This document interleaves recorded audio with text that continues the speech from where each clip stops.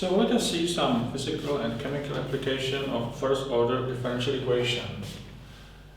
Very common process is the first order chemical molecular reaction where some species decomposes, changes to other stuff.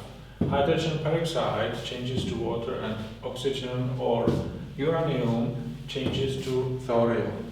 In all these cases, the amount of mass that decomposes in a small interval of time is proportional to the amount of mass available. So, in more precise terms, this is equal to minus, because it goes down, the amount of the stuff, some constant times what we have available, times the small interval of time. That means we can write the time derivative of the amount being minus km.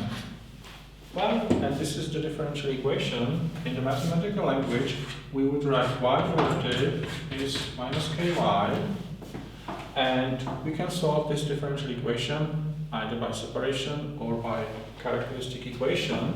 And we know already that the solution is that the mass at time t is equal to the initial value times e to minus the constant k times time. And graphically,